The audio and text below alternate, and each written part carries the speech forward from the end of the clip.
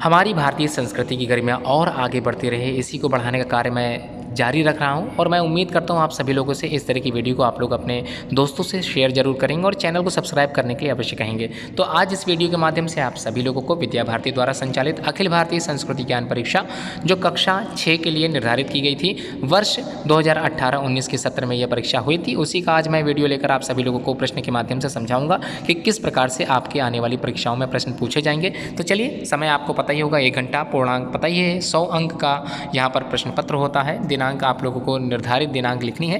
परीक्षार्थी स्वयं अपना नाम लिखेगा, वर्ग जो भी उसका होगा, अनुक्रमांक जो भी उसका विद्यालय अनुक्रमांक होगा लिखेगा, पिता का नाम लिखेगा और विद्यालय का नाम पूर्ण पते के साथ लिखना अनिवार्य है। आलोक सभी प्रश्न करने अनिवार्य है। प्रश्नों के उत्तर दिए गए रिक्त स्थानों में ही सुंदर व स्वच्छ लेख में लिखने के लिए पूछे जाते हैं। पहला जो प्रश्न यहाँ पर बताया गया है उसको मैं बता देता हूँ। रिक्त स्थान की पूर्ति करनी है। पहला का है गुजरात की राजधानी क्या है, ये आपको यहीं पर इसी प्रश्न पत्र में आप लोगों को उत्तर भरना होता है और यही आपका जमा भी हो जाता है। तो गुजरात की राजधानी क्या है।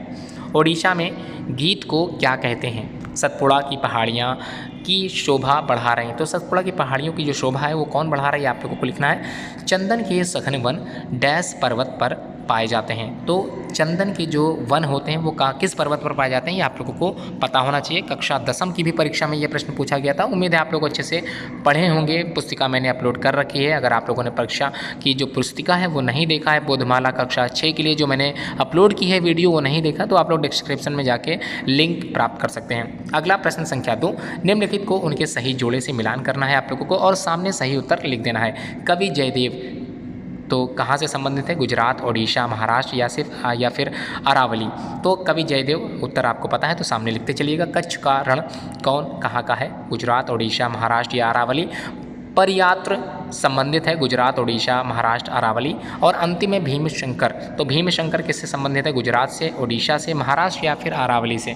अगला जो प्रश्न संख्या 3 है, सत्य और असत्य से आप लोगों को उत्तर लिखने होते हैं। अगर आपको लगता है कि यह कथन सत्य है तो सामने कोष्ठक में सत्य लिखना है। अगर उत्तर लगता है आपको असत्य है, जो दिया गया यहाँ पर जो कथन है वो असत्य है, तो आप लोग कोष्ठक में असत्य लिखेंगे। तो क्या है, पहला देखते हैं। सूर्यपुत्री महानदी को कहा जाता है। तो सूर्यपुत्री, अगर आपको लगता है कि महानदी को हम लोग सूर्यपुत्री कहते हैं तो आप लोग सत्य लिखेंगे अथवा असत्य लिखकर आप लोग प्रश्न को आगे देखेंगे। धन्वंतरी आयुर्विज्ञान के जन्मदाता माने गए हैं। अगर सही है तो उत्तर सत्य लिखें। हमारे हाथ के मध्य भाग में हथेली लक्ष्मी का रूप बसता है। अगर आपको याद है इसका श्लोक तो अच्छी बात है, आप लोग लिख सकते हो सत्य या असत्य। ईश्वर की पूजा की विधियां अलग अलग होती हैं, सत्य है अथवा असत्य है। रंतिदेव परोपकार के कारण स्मरणीय है, सत्य अथवा असत्य। संत तुलसीदास ने परहित को अधर्म माना है, सत्य है अथवा असत्य है।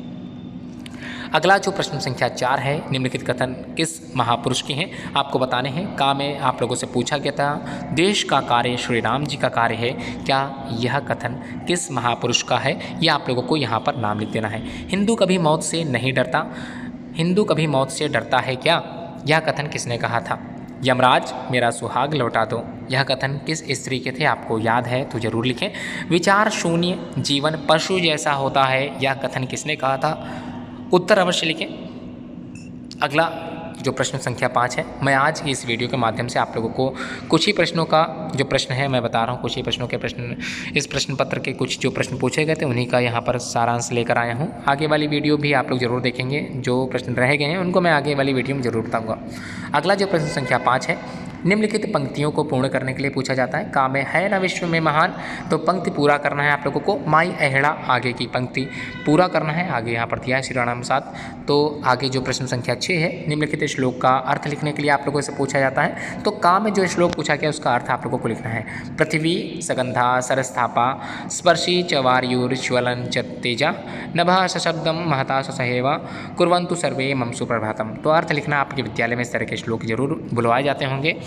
अगला, ओम सहनावतु सहनो भुनक्तु सह वीर्यं करवावहै तेजस्विनावधमस्तु मा विद्विषावहै। ओम शांति शांति शांति। भोजन मंत्र में आप लोगों ने इस श्लोक को कंठस्थ किया था, उम्मीद है आप लोगों को याद होगा। इसी का अर्थ आप लोगों को लिख देना है यहाँ पर।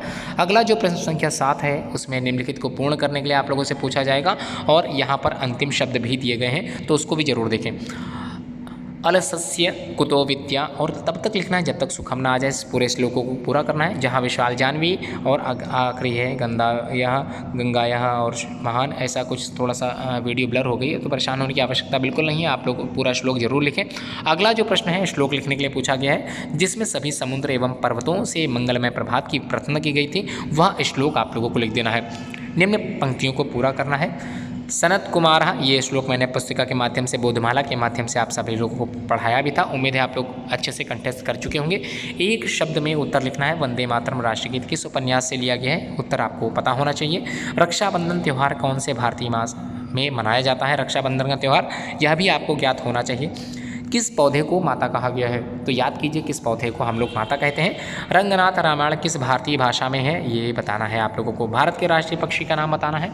अगला जो प्रश्न संख्या 10 है, एक शब्द में उत्तर लिखना है। पहला जो का है, रामानंद सागर के किस टेलीविज़न धारावाहिक ने इतिहास बनाया था। चंपारण सत्याग्रह का नेतृत्व किसने किया था। और गा है, जलियांवाला बाग हत्याकांड किस शहर में हुआ था। घा है, वह कौन सा संस्कार है जब बालक अपनी पहली बार अन्न ग्रहण करता है, तो आपको ज्ञात होगा। अगर आपका संस्कार हुआ है, अन्न ग्रहण संस्कार हुआ, तो आपको पता होना चाहिए। किस दिन शस्त्रों की पूजा होती है, यह भी आपको पता होगा।